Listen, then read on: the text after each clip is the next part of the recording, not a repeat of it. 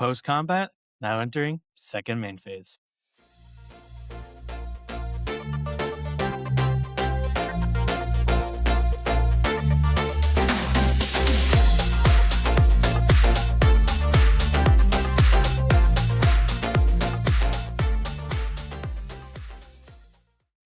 Hello and welcome in everyone to the second main phase competitive Magic the Gathering podcast brought to you by Team Main Phase and our wonderful sponsors, Kangaroo Tales and the Mana Vault, as seen here. My name is Jason. I'm joined as always with my good buddy Doug. Doug, how's it going today? Uh, Sore, but I'm doing good. Things have been looking up Millhouse. You know what I mean? Okay. Everything's coming up Millhouse for you. What has led to this recent turn of luck? Well, it's kind of like a self-searching thing. I don't want to get too preachy, but I turned 28 recently, and I kind of didn't like how my life was going. I've been making some like life changes with like medicine and diet, but I've been kind of stagnant. So I finally decided to, kind of get control of my life again. I started a schedule, get myself a gym membership. I started working out, and so I think things are turning around. It's funny enough, when you work out, you get endorphins, and endorphins make you feel good. Who would have thunk it? First time I've ever heard this. I don't know where you got this crazy information from. Okay, but it sounds like so it's not good luck. It's just a little bit of hard work, and we're starting to pay off with it. Feeling good about it. That's good. Yeah, it's restarting a journey that we started in January, and just kind of recommitting and trying to get our foot forward, and not let depression and sadness ruin my fun and ruin my life. And I'm just trying to stay on the mantra: I want to live, and in order to live, I need to get my life on track. So yeah, I think Well, it's a I'm good pretty thing. fond of you, so I'd like for you to stick Aw. around. Yeah, I actually I did a post on this on Twitter, and I never go viral, but for some reason it's blowing up. And I Yeah. actually have some renewed faith in humanity, because I've just been getting nothing but like, you got this, and like tips and tricks on other people who have lost a bunch of weight on how to like, low carb snacks that help with cravings and stuff, and like workout routines. It's just been like a nonstop of like people support that I've never met before in my life. And I used to think Twitter was just about being hateful and mean, and this is Yeah. like a real shock. And I'm very grateful that all these people are like being encouraging. So um, Yeah. I feel good. Hopefully, I can stay on track. I have people to hold me accountable. So hopefully we Awesome. continue this journey, and keep the endorphins running. Yeah, that's good. Usually Twitter is more of a hellscape than it is an avalanche of you got this and happy comments and nice comments. But we're happy for you, Doug. Like I said, I also would like for you to stick around and be happy and healthy. So Yeah. hope it keeps going well for you. Okay, so what are we doing for the people today? We're going to talk a little bit of modern, I think. We've got a mailbag question lined up. Want to Yeah. jump right into it? Yeah. 100%. Do it. So let's start off with our mailbag question, as we always do, our favorite segment on the podcast. Main phase, mailbag. You got questions, we got answers. Main phase, mailbag is a main phase, mailbag. Ding. So this one wasn't really kind of a submission. This was just something that kind of came up in, I guess, conversation for some friends, and Mhm. kind of a not something we really think about. I guess we do play Magic the Gathering. We play it competitively. We've been doing it for a long time. But what is kind of the coolest memorabilia, collectible merch? Just kind of the coolest thing you've gotten or have from your time being around Magic. Is there anything kind of specific that jumps to mind for you, Doug? I actually think this is a great question, because I think lately there's hasn't been a lot of things to be excited about in Magic. It's been a lot of like a controversy with all the Beyond sets and stuff, and it's kind of nice to take a step back and be like, I have been collecting this awesome IP for a long time, and like you get to express it. So my thing is I'm a big fan of Avatar: The Last Airbender, and my good friend Gavin, shout out Gavin, got me a signed Azula card from the original voice actor of Azula, Oh, Ray sweet. Dalil. I hope I'm saying that right. She did the original voice acting for Azula in the animated series Avatar: Last Airbender, which is my favorite series of all time. So he got it signed for me, and I freaking loved it. I got it framed. It's in my office. I freaking love it. Yeah. It's my favorite piece of Magic. I also have like other, arts in my office for Magic, but they're not Yeah. signed. It doesn't say go get them, Doug. So they're not my Yeah, favorite, but it's definitely my favorite, and I definitely cherish it a lot. awesome. Yeah, that's a really cool one, and I know that you're a big fan of Avatar, so that makes sense. Yeah, And, even though you don't like it, but I like it just fine. no, you don't. What about you, old man? What did you bring for show and tell today, Jason? Yeah, my favorite is pretty similar to yours. I have a signed card as well. I have a signed card here that's probably going to be hard to see from the glare, but a Kai Buddha card. It's his Void Mage Prodigy card. I was fortunate Oh, enough to have a friend sign it for me. So Kai is no longer with us. For those who don't know, Kai is, probably the most winningest player in Magic history. So pretty awesome little nugget there. But I do have some other Magic art up here that you can see. Drew Tucker is my favorite Magic artist, so I've got some prints and stuff from him, and I've got like a little bit of kind of small collection, I guess, maybe of some stuff that he's done. But yeah, the signed Kai card is by far my favorite thing that I have. yeah. I mean, we're so sad about his loss this year. The Yeah. German Juggernaut, man, he's just was one of the nicest people that played Magic, one of the best Yeah. Magic players ever. He's definitely someone that when I started playing competitive Magic, I look up to him and like Reed Duke and those kind of guys to get better at both inside and outside the game. So that's just insane. I wish I got a card signed by him. That's just awesome. I might steal it from you. We'll see. Whoa, no, no, no, no, stealing No. it. No stealing it. But yeah, yeah. So it's like you said, Magic is this game that we've played and we've kind of been around for a long time, and you kind of don't stop to think about some of the stuff like this that you have, and it's cool to look back at that with some fondness. So I am a big fan. Yeah, it's a collectible card game. It's meant to be collected. Have fun Yeah. with it.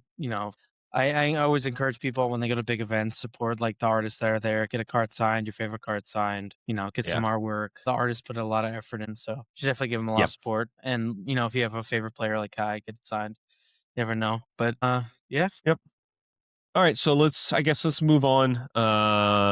What do we got on the docket for everybody? Like I said, we teased it a little bit here at the top. We're going to be talking more modern. Yep. Last episode we kind of went in some nitty gritty on some new decks that have been popping up. And since then, there's been even more new decks popping up, new strategies, new cards being implemented in Modern. So since we talked about Modern last time, let's just continue the road, man. I mean, I could Absolutely. talk about Modern for years and centuries, millennia. Like and I just love that. Like we talked about it a little bit last time. The bannings we were kind of unsure about, but they ended up bringing a lot of new creativity into the format, which I'm a big fan of. Yeah, we're really starting to see some of that hit its stride now, where people are trying out all of these new cards, new ideas, going back to old stuff that maybe really wasn't viable before. So yeah, big fan. Yeah, Modern can sometimes get too stagnant. So I like if Wizards keeps doing these bannings and unbannings at a reasonable clip. I think Modern could stay pretty fluid. Yeah, I think they've kind of done a good job of sprinkling in a little bit of bans and unbans here and there to kind of keep that fresh. I'd have to imagine they're aware of some of that stagnation that we see. It's something that we harp on a lot with what you sit down and look at some challenge results. It's just no innovation, no people, nobody's really trying anything. It feels like, they're just kind of showing up with, the copy pasta, copy paste. So it is good to see some of that finally kind of kicking in. It takes some time, you also kind of need a little bit of incentive for some people to do that, right? And I'm just playing a Sunday challenge. What's my real incentive? I should just try to win. I'll just copy and paste what did well last week, right? Like, get it? Like, we're not, trying to belittle those people or anything like that, but it is nice to start seeing some new stuff kind of shake up and be involved in. Yeah, who doesn't love like learning new matchups, man? Like sometimes when a lot of frustration that people get in standard is they're just tired of like the same play patterns. Well, Hmm. if you're tired of the same play patterns, you want more innovation, you want more matchups, people excited for the game. So, I mean, Yeah, I'm pretty happy with these people. I wish I was a bigger brain and could come up with new archetypes like some of these people, but yeah. I don't mind talking about it instead. Yep. Shout out for the young dingoes and the aspiring spikes out there that are just Yeah, trying different stuff and streaming it for all of us to enjoy. So we do appreciate it. hundred So where percent. do we want to start? So decks are changing, things are moving. You want to start with taking a look at a little deeper dive on what's happening with Golgari? Yeah, so one thing that we kind of been hyping and like targeting is after Flage being banned, Brute Scale has been on the rise again. Flage was one of the cards that brought a lot of archetypes that brought Brute Scale down. And so since the banning of Flage, we see mono green Brute Scale and grow a red green Brute Scale. But there's now even a new flavor. Well, not even new. It's kind of a return to an old flavor of Brute Yeah. Scale, the Gogari Brute Scale. Yeah. So this deck is trying to use the brute scale combo along with black cards like Sephiroth, Fable Soldier, Thoughtseize, Fatal Push to kind of get through the combo. So you kind of want to go into that and see how things are playing out. Yeah, so I mean, just kind of looking at, for those following along at home here, we've highlighted Young Dingo's. That was the first place list from a challenge, right? Yeah, yep. On my birthday, yeah. That's right. Yeah, this was on your birthday. Mhm. Also, happy birthday again, Doug. So yeah, this was his first place challenge list from the six. And I think there's a lot of usual suspects here for Brute Scale, and I'm not going to read every card, for everybody at home. But what do you think the reason for going into black? Right, you mentioned that we've seen the Gruul versions, the red green. We've seen just mono green. Why, is there something that you think that you want to pinpoint here that why we've dipped into black? So that's a great question. Gogari is kind of going more into interacting even more than the Gruul deck. So Hmm. with adding Fatal Push and Sephiroth, this is telling me that they're trying to target the more aggressive decks, the prowesses of the format and energy. Having access to like Fatal Push and things of that nature gives you better interaction, things that hit most of the early drops without having to have Delirium is a huge thing. The life gain from Sephiroth is very potent, Very especially against relevant. Prowess. Yeah, because Prowess is probably, I would say, one of the worst matchups for Brute Scale, and adding Sephiroth is definitely a good way to fight that. Yeah, it makes sense. I think that once you sort of see where the different builds of the brood scale combo sort of go, you can kind of paint the picture here with why, okay, how did we end up in black? And I think a big part of that is because the aggro decks are a little bit more, just a little bit more all over the place, right? You're seeing more of the prowess deck and more of the Boros flavors. And so having access to Fatal Push that just like is a clean answer is always going to kill, your prowess guy, no matter if it's an 8-8 or a 10-10 or whatever, right? Like Fatal Yeah. Push is always going to take care of that. And then you also have, a little bit of Thoughtseize kind of hanging out there to show up in spots where you need that against some of these control decks that, maybe you want access to that in the sideboard. So it makes a little bit of sense to me, kind of looking at it, how he got here. Yeah, this is like we said. This is an archetype that did exist when Brute Scale first popped up, but kind of went away again Hmm. because of Flage. You're playing Sephiroth, which is a 3 mana 3/3 that dies to Flage, so it made sense for Yeah. this con. But one thing I want to really highlight on is Sephiroth triggers whenever a creature dies, not your creature, any creature dies. Yep. They lose a life, you gain a life. So like it kind of shuts off bombardment in a lot of instances if they don't have a Johnny, because if they ping you for one, you're just gonna gain a life regardless. So they kind of forces them to ping your creatures, and in a lot of instances, uh, you have creatures that sack. The Scion tokens. You have big Eldrazi that can't really die to 1/1 pings. So the Sephiroth seems like a very good answer to the energy just on the surface level, and it's just like Fleshraker. It just incidentally wins when you're going off of Brute Scale. Yeah, yeah. I mean, if you can get to that spot where you've flipped it and you have the emblem that kind of always gives you that kind of insulation a little bit from just Yeah, getting pinged out. Obviously, if they've got some creatures on board and you're sitting over there with a Sephiroth, they're going to throw everything they have at a Sephiroth to deal with that. yeah. But that just means okay, they've used resources to deal with Sephiroth, and now maybe your brute scale gets to stick around the next time you cast that, or whatever. So, yeah, I mean, I kind of like the way that this thing looks. It is a little interesting that, in a vacuum, I wouldn't have guessed this is where we wanted to go. But the more and more you kind of won me over, and it's kind of making a lot more sense for me. Yeah, it seems like a metagame call with, Boris still being the most played deck and Prowess kind of being on the rise.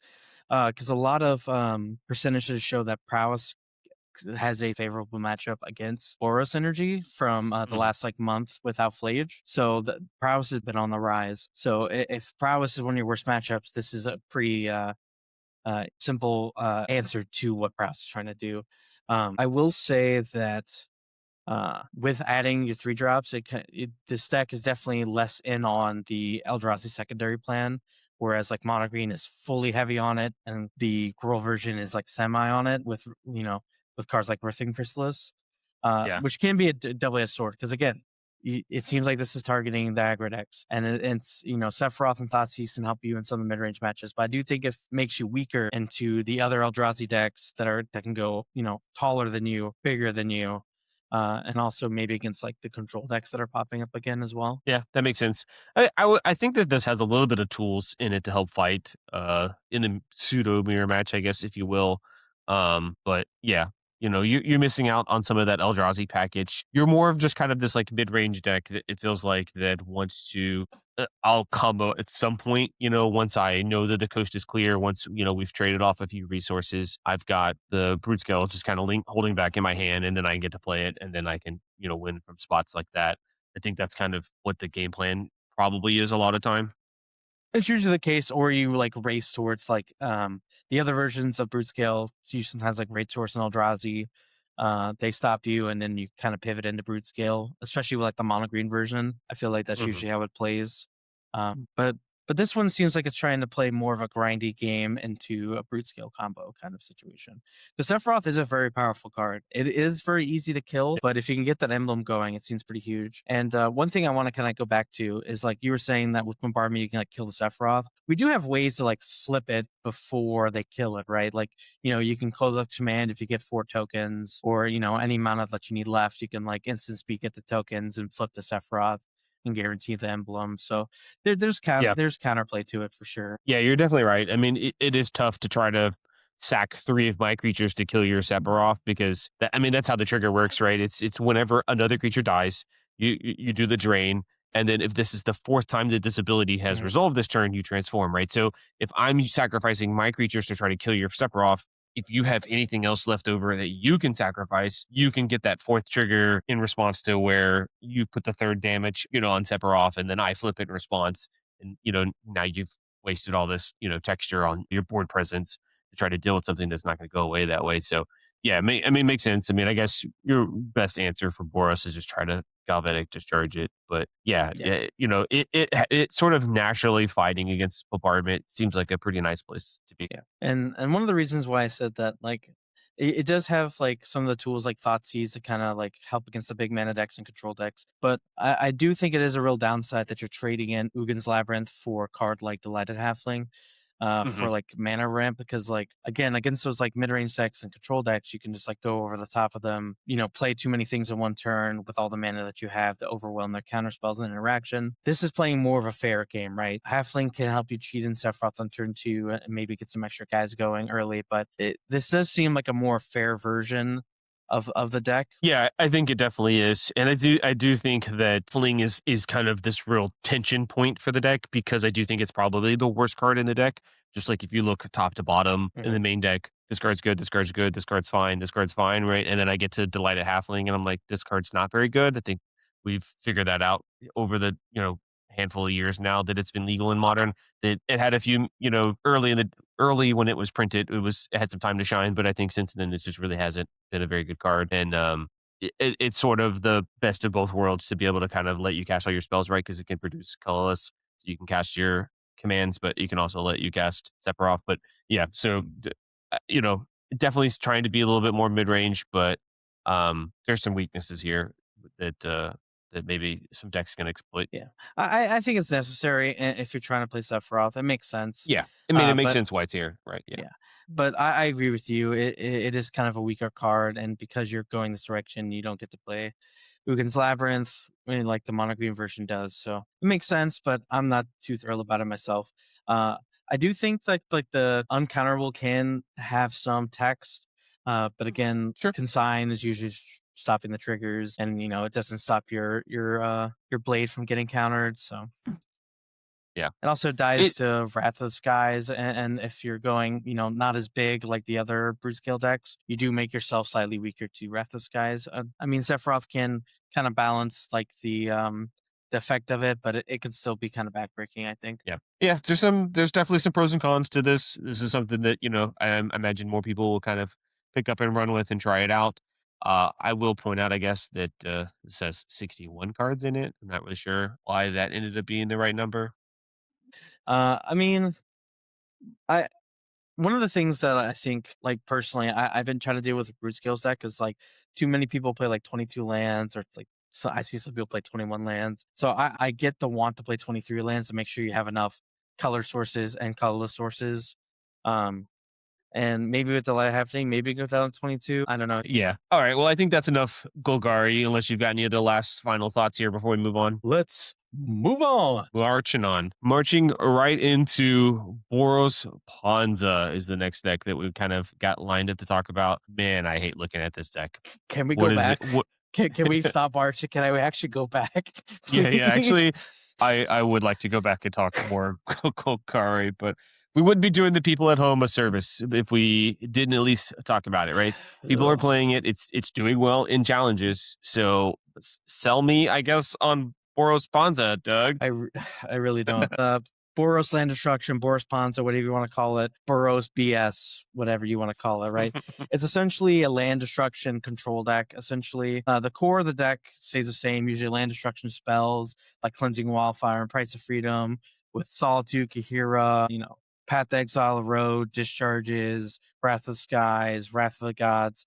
You're essentially a control deck that's trying to leverage, instead of leveraging removal with card advantage, you're leveraging removal with land destruction to try to punish a lot of these 3 mana, 2 mana bases that are running anywhere from like 1 to 2 basics. So Yeah. essentially, you're just trying to punish those decks, have good removal that finds basics, so you can then destroy them and keep them off mana. So they're trying to win in the mid to late game by having your opponent not be able to cast their spells. Essentially, Yeah, it's not the funnest way to play a game of Magic where your intent, your goal is for your opponent not to be able to cast spells anymore, but it is effective. I do think that once you start down this road of Cleansing Wildfire, Price of Freedom, there's just not a lot of decks out there in Modern that have a ton of basics.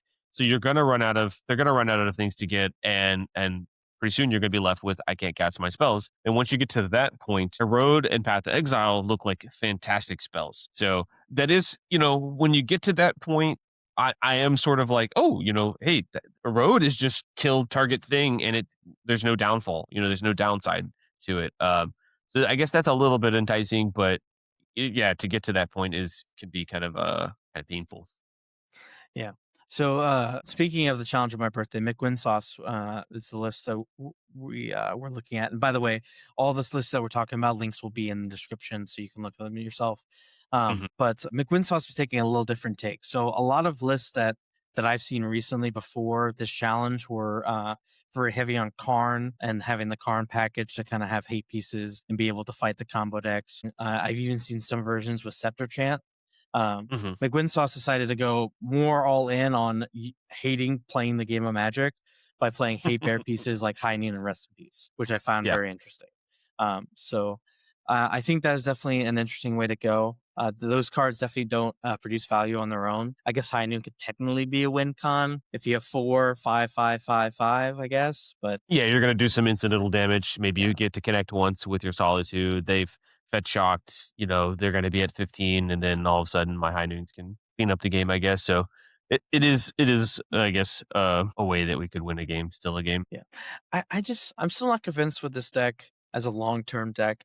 Hmm. I think we've been seeing a slight decline in the last like week or so as people became more and more basics in their deck, kind of play around these decks since it's been so popular online. And I do think the lack of like dedicated card draw and like value pieces will eventually bite this deck in the butt as well. Well, Yeah, time will I can see that. tell. If this card had like a card like Stock Up or Consult the Star Charts, something that was like guaranteed 2 cards for 1 card, I think I'd be a little higher on this deck. But I've tried it a couple times, and I keep having the situation where I just run out of cards, and eventually my opponent finds another land, is able to cast like a Riddler, draw a couple cards, draw another land, and they're kind of like back in it.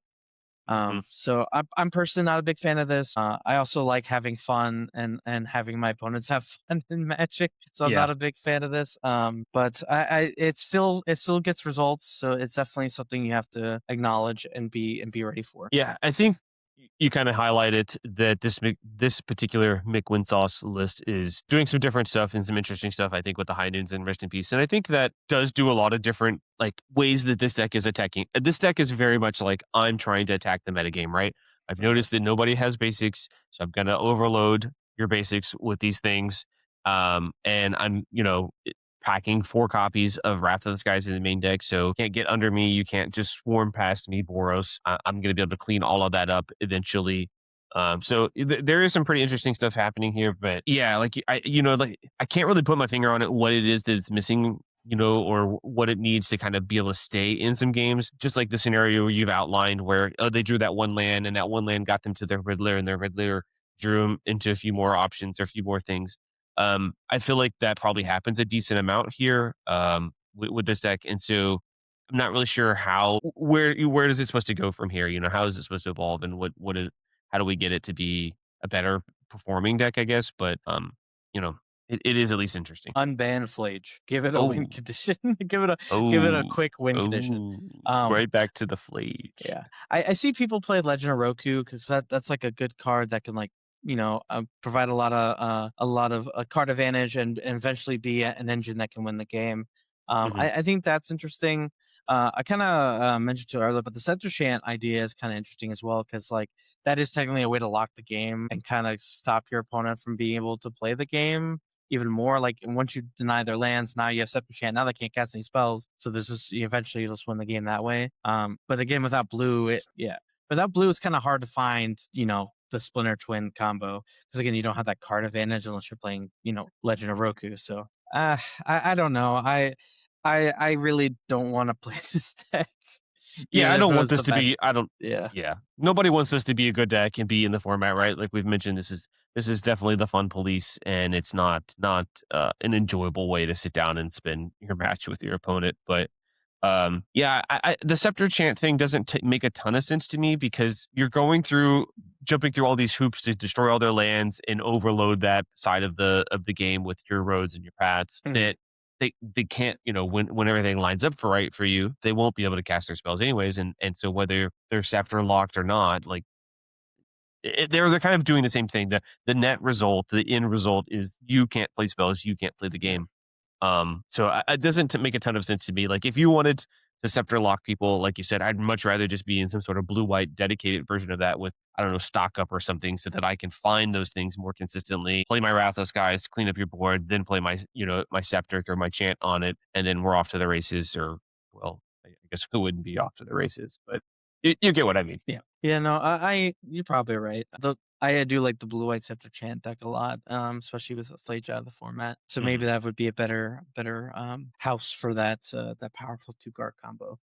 I will say that when this deck first came out, even after the Flage, because it was a deck with Flage and then Flage got banned. Mhm. It was still a deck after Flage was banned. I was afraid of its like ability to deal with like Boros Synergy. I was having a lot of success beating it, playing on the Boros Synergy side. But I will say the new cards from the Marvel set, the Avengers Disassembled, having another like cheap board wipe that also can destroy a basic is a pretty good tool for this deck. Yeah, I think this was a nice pickup for the deck for sure. We kind of mentioned that where sometimes Boros just gets under you and they've got a few things happening. So even if they don't have any more lands or they can't really effectively cast their spells, I've got enough creatures that either replace themselves or create more creatures for me, and then I can pressure you, with my Guide Pride stuff like that, right? Mhm. This Avengers Disassembled gives you this another tool to kind of stay on game plan. Hey, I'm destroying your lands, I'm attacking your mana, but it also, is kind of this bailout to kind of pyroclasm the board. Listen, if this is how you play Magic, this is how you live your life. I'm not gonna judge you, but if we play, I'm not gonna be smiling. All right, I'm gonna be Yeah. I'm gonna keep it a buck 50 with you. I'm not gonna be having fun, and so please don't get mad at me for not having fun. I'm sorry. Yeah.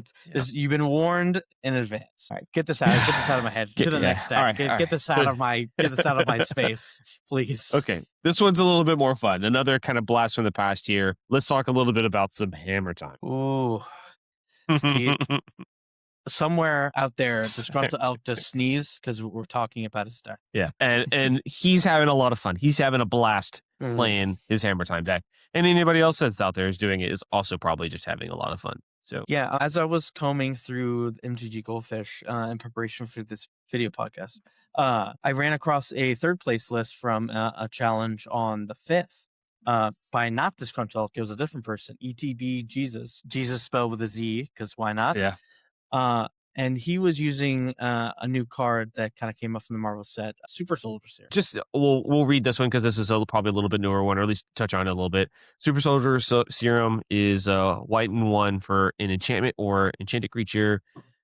Enchanted creature gets +2/+2, first strike, vigilance, and is a legendary soldier in addition to its other types. Whenever enchanted creature attacks or blocks, attach any number of target equipment you control to it. So kind of another cheat all my equipment onto my guy sort of thing. Pure Steel Paladin and some of the other things that let you sort of have a similar effect. Yeah, so essentially they're just kind of going this adds another oops, I have a hammer on a gigantic creature to the deck.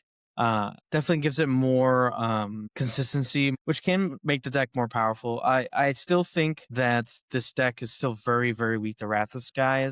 So I don't know if this card really brings it out into like being a top tier deck, but it's Mm. definitely another interesting tool that I didn't really think of and that people are playing around with. So that's pretty cool. Looking at this list, you still have the four pure steals, and you also have the battlefield improvisation to put artifacts onto creatures. So Super Serum just adds another layer. So it definitely can win the game out of nowhere. It definitely is a card. Another card like Oops, if you're tapped out, have no free spells, I can win the game. Equip a Colossus Hammer and a Shadow Spear, and then I have a gigantic with trample. And just oops, you're Yeah, dead. Put it on an Inkmoth Nexus. Oops, you're mega dead. So I think it's very cool. Again, it doesn't answer the direct weakness to the deck. It doesn't add staying power to the deck. It doesn't add like a different angle to attack from. It's just a different version to attack. Like it's the same yeah, it's angle that just the deck uses. It's just another iteration. yeah, just more redundant pieces. This Yeah. deck doesn't and hasn't had for a while any kind of a juke plan, or hey, when I'm not doing the hammer thing, that's okay. I can go over here and do this other thing. I guess this deck does have a copy of Tameo, so maybe that's what it's trying to do. I really think it's probably just there because it's a good card and a cheap source of creating some artifacts. So that you have Metalcraft always available. Hmm. This is still a Leyline Axe deck. We're still doing that versus way back when Hammer Time, when we still had like Lurrus as a companion. We didn't have any Leyline Axes in those Yeah. versions because Lurrus gave us that redundancy, that the ability to play stuff out of the graveyard, and they killed my creature or they killed my hammer. It's okay, no problem. I'll just play it again next turn. But yeah, so I think you're right. There's definitely this sort of weakness that this deck just doesn't really have a good plan for, or a way to sidestep. Solitude is still very, very good against you. You're like, oh, okay, cool. I attack you. Here's my 20/20, or here's my 10/10, and I just solitude it, I guess, and then you have to like set up and redo it all over again next turn. Yeah, sure. I guess your life total is huge, but I'm sure my solitude deck can figure out how to beat that at some point. But I imagine this deck probably beats up on Boros a little bit. Boros is not very good at dealing with a 20/20 or anything like that. So even if Yeah. you maybe that's where this deck is getting a little bit of run and getting a little bit of this deck did, like we said, finish third in this challenge. So that is a very, very good result. So maybe that's where it's kind of making a little headway. Yeah. And when you put it in the viewpoint of Boros, Tameo actually makes a lot more sense because it is an O3, so it's like kind of hard to bombardment the creature to prevent it from it being enchanted or something like that. The three Hmm. toughness does matter a little more than an Ornithopter or an Esper Sentinel. Esper Sentinel can be bombarded. Ornithopter can be bombarded with two creatures. It's not always possible to sacrifice your board to kill a Tameo with bombardment. So maybe that's what they were thinking. Maybe not. But Yeah, definitely could have some leeway when you're just trying to resolve something on a creature to kill it, right? Because bombardment is like can be like a zero mana way to kill the creatures of Hammer. yeah. I almost said that I kind of like it just because it's an evasive creature, but we don't have Sigarda's Aid in these decks anymore. So you can't just, all right, I attack with my 0/3 flyer. You can't block it because you just have your Ocelot Pride. And then I get to flash in my my hammer and equip it to my Tameo now, and smack you really hard. That's not how this works. You have to do all of that before we start declaring attacks, and then it's going to lose flying. So yeah, it's a little strange to see that. I guess I don't know. Maybe there's something I'm missing there. Oh, do you have battlefield improvisation? So maybe this list was only playing one. Maybe it's just play more than one, because Yeah, that maybe is an they. instance way to do the thing as you were Mhm. saying. So maybe like going forward, the list you be playing like a better split of super soldier serum and the improvisation. maybe. improvisation. Um, Yeah, it's been a while since I've kind of checked the pulse here on Hammer Time, so I'm probably am a little out of touch with it, but yeah, uh, yeah, hopefully somebody will let us know. yeah. I mean, Travis is great people. He's been still streaming with Hammer. He, everyone forgot Hammer except for him. He won't stop, can't stop. Can't stop. I even played him at the Hunter Burden, and he was playing Hammer. So I definitely recommend if you're interested in something like this to check him out. He's a pretty Absolutely. good source, and even though he plays Hammer all the time, he's a great player. I actually learned a lot watching him play Magic when Hammer was like one of the best decks, and he was just taking Yeah, he people's was lunch money. crushing. Yeah, Absolutely. he was playing it with Kelly and the Fey Blooded, which is an interesting card. Again, I'm modern's all about free spells and going fast. So playing 3 drops that like Kellyan is not something I'm interested in. But But it's an adventure card. It has oh, I think it's I that. get a free spell with my guy. No, Yeah, I'm sorry. Go ahead. yeah. So I don't know. Hammer Time was never my cup of tea. Yeah. But if it's something you're interested in, please go check him out. He's a good friend of Main Phase. We always love that guy. I was like breaking his brain about stuff. But again, until they print something that gives even more protection to Wrath of Skies or a better counter spell that doesn't, require 3 mana like untap artifacts like Metallic Rebuke. I still think this deck is gonna be has a lot going against it in the Yeah, there's a lot competitive that it's scene. work. Yep, I agree. There's just a lot that it's working against. Wrath of the Skies is just ubiquitous. It's in a lot of decks. It is just a good card, and it's probably just like one of the best cards against you. Right? You're an Urza Saga deck. You have a bunch of 1 mana things, 0 mana things, and so just a cheap early Wrath of Skies is probably pretty backbreaking for you a lot. I mean, yeah, sure, you've got some tools to fight through it, but yeah, that's a tough hill to climb. Yeah. And also, Affinity is still the deck, so a lot of people are playing hate cards for artifact based decks, and Yeah. you're just caught in the crossfire. But I will say on paper, and when I played against it at the Hunter Burden, it does feel better against like Boros than I would say Affinity. So Hmm. maybe that's where it's gaining points. Maybe this guy played a lot. This person, excuse me, played against a lot of Boros and was able to get some good wins. And I think in a perfect world against like linear combo decks, maybe it can go like a step faster if they're not interacting, and you have a fast like Mox Opal turn. Maybe you can get some turn 2, turn 3 kills against a deck with not a lot of 1-for-1 interaction, like Storm or something, or Neoform or something like that. So yeah, maybe it's better than we think, but again, just Wrath of Skies just seems backbreaking, and Meltdown for that matter. Yeah, all of those cards are really good against you, but I do kind of like the scenario you've kind of put forth there, where um you kind of sandbagging a little bit, and you're waiting for your opponent to do some stuff. You're exchanging some resources, and all of a sudden, okay, they've tapped a little bit low. Now I've had this Inkmoth Nexus hanging out in my lands. I'll play my Chromox. I'll play a few other zeros. I'll animate. And now I'll try to get in for the win. And then because I've waited and held some of these resources, I can maybe protect all of this with the counter spell, or I don't know if there's like a protection spell that they play. They used to play a little I forget the name of there was a white blacksmith skill, I think was what the Yeah, the protection spell was that they played sometimes. But probably what's probably happening more often than not is you're just protecting it with like a metallic rebuke or something. But I could see that against some the storm decks or some of these other decks like that, where you're just kind of biding your time until you can, okay, hey, this is the turn that I'm going to go for it and see what. yeah. And to answer your question, yes, it was Blacksmith Skill. Okay. Yeah. All right. So I think that's enough hammer time. Let's move on. There is some other pretty cool cards that have been showing up from Marvel that are definitely making an impact. And I want to make sure we get a little bit of time to talk about some of those. Yeah. So pros and cons. I wasn't a big fan of the Marvel side, mostly because I like original Magic lore and Yeah. Marvel. There's 30,000 Spider-Man. There's pizza cards.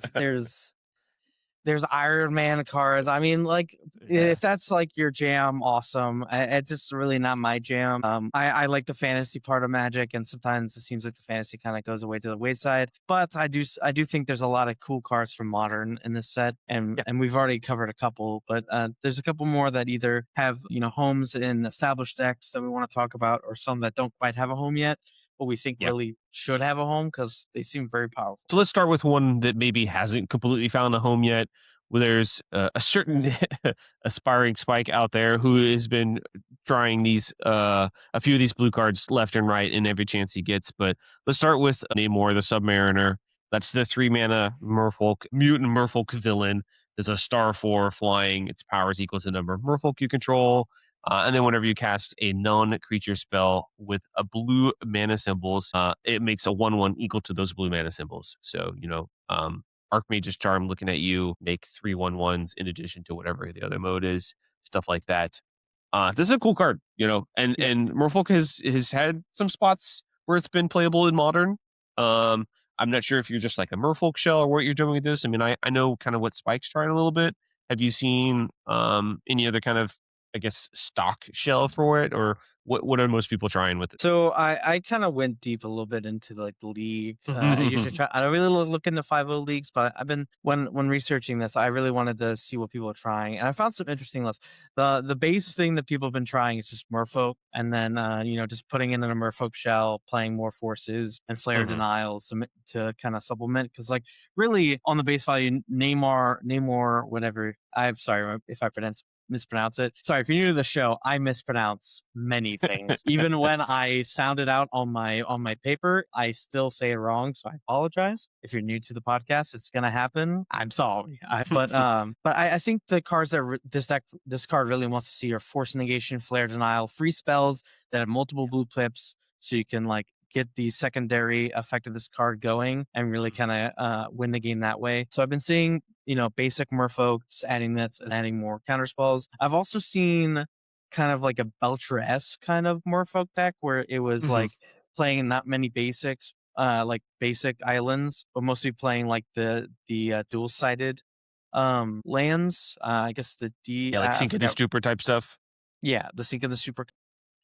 So like a lot of like kind of like Belcher meets Merfolk, playing a lot of the spells that are lands to kind of like maximize your spells and maximize your free spells, and just kind of leaning on Neymar and other Merfolk, like a couple lords to like kind of get through damage. I haven't really seen the Simic Birthing Ritual deck play this, which is kind of interesting to me because when I first saw this card, I thought that was like the first home that because that deck Mhm. plays a lot of free mana blue spells. It's a 4 Force Negation for Flare of Denial Player. deck. Yeah. So I was actually kind of shocked that it wasn't playing it. It's also a 3 mana card, kind of like Oculus. So if you play Shardless Agent, you don't get into it, but you can Birthing Ritual into it very well. It makes a lot of 1/1s that can then be used for more Flare Denials. I don't know. I think maybe people have been trying. I haven't really been seeing a lot of lists with it because people still a lot of play the Sultai, and maybe double blue and Sultai is kind of rough. But I don't know. I think this card can kind of fit in that deck pretty nicely. Yeah, it is interesting because as soon as you said that, it made perfect sense to me too. Like, oh yeah, why aren't the Simic decks playing this? Because those are decks that have the 4 of each of the free counter spells, and this kind of a nice fit there. And so also this card kills you pretty quickly. Like it doesn't Yep. take very much to get a couple of 1/1s, and you're trucking in there pretty quickly with this. So if you have a turn sequence of doing something on your turn, you flare past their turn, they do something, you force a negation, you untap, and you like proactively play Archmage's Charm. You've just killed them. Like you've just attacked and killed them. Yeah, I'm not, obviously some of those cards, Archmage's Charm, that's not going to be in the Simic deck, but Yeah. it is a little interesting to maybe they haven't tried this yet. Yeah. I mean, the deck's also a Harbinger deck, so I mean, Harbinger is a Merfolk too. So, True, true, but true, true, true. no, I often think that some of the weaknesses to the Simic deck is sometimes you can't always find the Oculus, even though you have a bunch of Birthing Rituals and Charlotte's Regions. So maybe the deck could play like one or two of these as like secondary threats. I Mhm. think it works very well. Maybe it's not as strong as Oculus, but I think on its own, it can really put the pedal to the metal, especially when you're playing against like a combo deck and you have to have all this interaction. So Yep. I'm curious to try it in that deck for I sure. could I could see it for sure. The shell that I was seeing Spike try it in was, a lot of the usual suspects that we've talked about, the forces, the flares and things like that. But the other kind of key thing that they had that I thought was kind of interesting was he was playing Disrupting Shoal. Disrupting Shoal is another free counterspell with double Yeah. blue pips that is something you can kind of take advantage of. So, go check out Spike's stream, his, some of those past broadcasts. I'm sure you can find some stuff there, but it, it did look pretty interesting. And there was definitely a turn where in one of the recent broadcasts was exactly kind of that scenario I lined out. Like, okay, I'm playing my Namor pass, your turn, you do something, I forced it, untap, I do something, I get in for a small chip, send it back, do something else on their turn, and then Spike just untapped and killed them, from 20, basically. He got the small chip shot of like 2 or 3 damage in, and then after that, just like untapped and attacked them for lethal. And it's pretty surprising how quickly this card can just close out a game. The 4 toughness is also a huge number, Yep, because big time without relevant. extra energy, discharge can't kill it. Fatal Push can easily answer it, Solitude can easily answer it, but I in a deck with free spells, you most likely you'll be playing Subtlety as well, you can kinda get around those cards. So I definitely think that, us included should get this card more love and try some more things with it 'cause it's inherently powerful. Mhm. All right, let's move on a little bit here to another card that has been seeing a little bit more play, and I think that we can have a little bit more of a consensus what the Magic community thinks about it, and that is Hex Magic, probably one of the more anticipated cards from the Marvel set. Very quickly after reading this Yeah. card, you find what you're supposed to be doing or what you're trying to do with it, and for those who have been asleep, that is put it in your Storm deck. Yeah. I mean, people before the card came out, people were like, "It's gonna break Storm," and, like, it Yeah. hasn't necessarily broken Storm, but it's made Storm more consistent. I mean, the deck is always starving for more card draw, and this is just, like, one of the best card draws I've seen Red have access to, so it Hmm. makes, a lot of sense why, it's seeing a lot of play in those decks, and I've seen it win a lot of challenges recently and top 8 a lot of challenges, so definitely a good power up for the deck that doesn't make it overly powerful. But it was just kind of like Wizards, come on. I mean, this is just like right on the nose where it was Yeah, gonna they go. even gave it the arcane type, so you're like, "Oh, Yeah. you can splice your arcane spells onto this." Like, I okay, wonder what sure, other deck wizards. plays arcane spells. Yeah. No, like there's no things that use arcane in the limited set. There's no archetype that like wants arcane. So it just like felt like super on the nose. I understand it's probably for flavor purposes. But come on. Come on, Yeah. Wizards. You know what you were doing. Yep. Yep. I think they just want to see it more at the Pro Tour because Storms has one of the worst ones at the Pro Tour. So Yeah. maybe coverage wanted more Storm. But I don't think that's really the direction you wanna go with coverage. I don't really think you want one person goldfishing while the other person's just like, "Yeah, okay, show me that you I can mean, kill me, I guess." I don't Uh, have another reason why they would put one arcane card in a yeah. set. I mean, yeah. Look, I'm going I don't. tinfoil hat on this one. And that's fine. I think that's pretty fair. But as an uncommon, this card's very strong. And like you Yep. said, there's a lot of people that when it got spoiled or when it first we got first kind of got our hands on Marvel, this was a thing that people immediately jumped to, like, oh my goodness, this is gonna break the Storm deck. It's gonna break it busted wide open. That hasn't been the case, but I do think that it probably enables a lot of the like turn 3 kills more regularly. Like it's pretty easy. I think you have enough cardboard to just kill very consistently on turn 3, and so that's kind of interesting. I guess maybe it's not the best top deck later in the game if you've been like Thoughtseize and you had a mulligan and you're down on a few resources and you didn't really have any of your 2 mana um redraws. So maybe that's kind of the balancing of this, but it does seem like a pretty powerful. It just increases the consistency, right? It just helps you Yeah. get a lot of initial resources to guarantee like a turn 3 kill. Like I see it doing very well where they go turn 2 mana rock, turn 3 Hex Magic, either Hex Magic with 1 mana up or like Ritual and Hex Magic. Discard 5 cards that they're going to use the combo anyway, get a fresh new 5, and then Yeah. use other cards to help draw. It's just a strict upgrade to like Glimpse the Impossible. Just looks at way more cards. And the deck is just pretty much all, can exile, look at exile 2 cards, exile 3 cards, and uh, mana creation to just kind of consistently win on turn 2, turn 3. So I Yep. think this card's very strong. It's definitely not strong enough that should be banned. But yeah, Wizards, come on, two on the nose. Yeah, I don't think there's too much else to really say about this. Like I said, Yeah. I think most of us have probably seen this. If especially if you've been playing some Moto leagues, you probably Plus, run across it. Yeah, plus I don't see it going into another home right now. There's That's a good certainly point. not enough combo and standard for it to see play at this time. But any other combo deck in modern is usually not playing red. So I don't see it seeing another home. It's definitely not a card that I would be eager to play in like a Boros or like red aggro deck, because Yeah. it's just too expensive. So I mean I think its own only real home right now is Storm. Yep, I think that's a fair way to look at it. Let's look at another card though, and this is one that I think I'm actually pretty interested in, and I think it Hmm. has a lot more applications. It's Loki, God of Mischief. It's another card that I think, not to keep screaming at you about it, but Spiring Spike has been playing a lot of this, and I've seen a good amount of what he's tried and some ideas there, and I think this card has a lot of potential. I think I keep pigeonholing myself with this card. I really like this card a lot, and I keep Hmm. pigeonholing myself into playing this into like an Affinity esque, is a Metalcraft esque deck because Hmm. how it interacts so well with Mishra's Bauble. Right. The fact that it allows you to draw 2 cards for 0 mana. Of course, those draws are separated in 2 different turns. But even when that's so much resources for so little mana, I think has more uses than just the bobble interaction. Um, but that's definitely where a lot of people are starting, where I'm starting as well. I also think that this could have some uses in like a surveillance cam combo deck. Um, as a way to find more cards, guarantee the combo. There could be other uses for this deck of this card.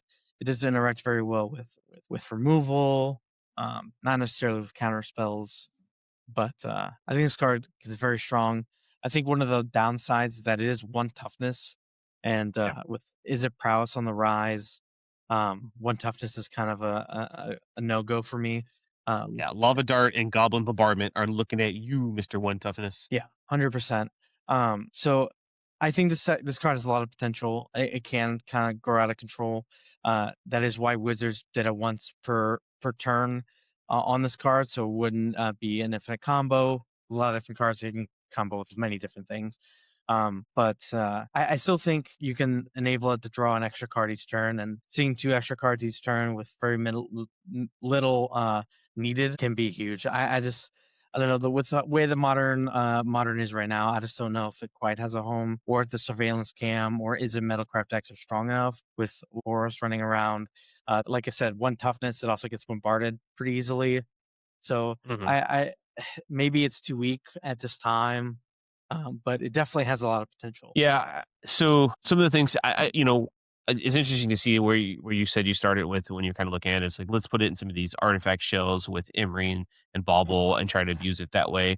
I've seen some of the spike builds where he's just kind of playing it as a fair card. You can do this along with like Relic of Virginitas is another good one Mhm. where you kind of get this every turn. I get to every turn cycle. I get to I played Bauble on my turn. I relics you on your turn, and I can kind of rinse and repeat that for a couple of turns. And it's pretty easy to kind of run away with a lot of cards with this. So I think it's interesting in just some fair applications, whatever those look like.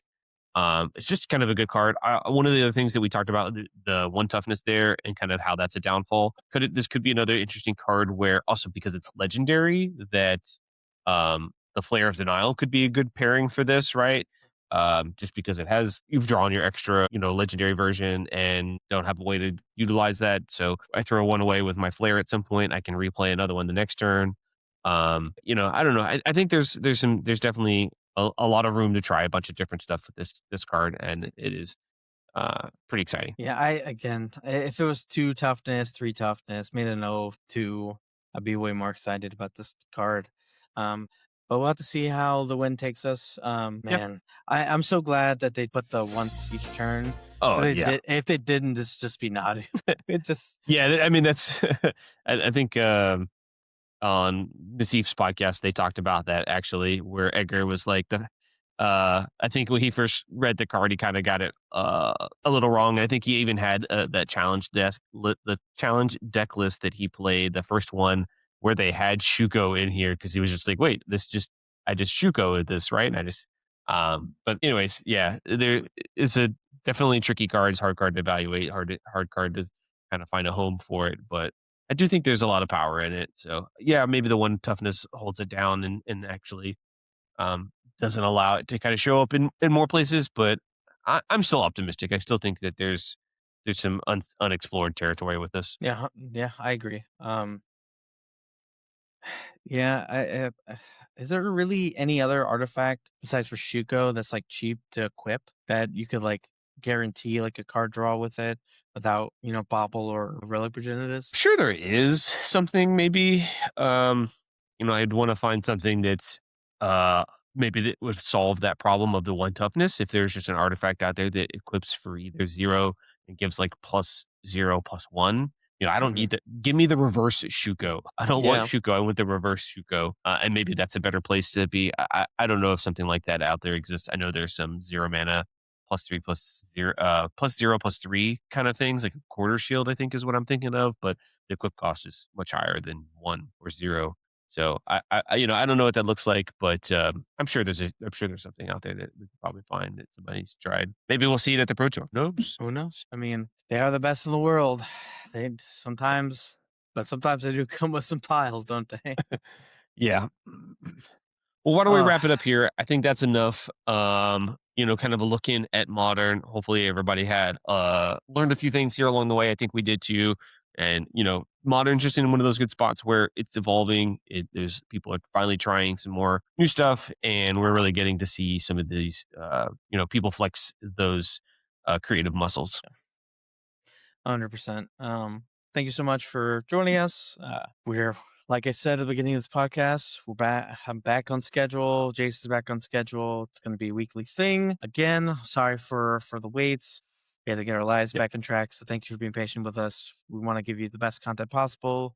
And in order to do that, we got to be the best version of ourselves. So I appreciate y'all's patience. Hopefully, it was entertaining and will continue to be entertaining and informative. And we keep doing this for you guys. absolutely. We enjoy it. We hope that you guys also enjoy it, and we'll see you next time. Later.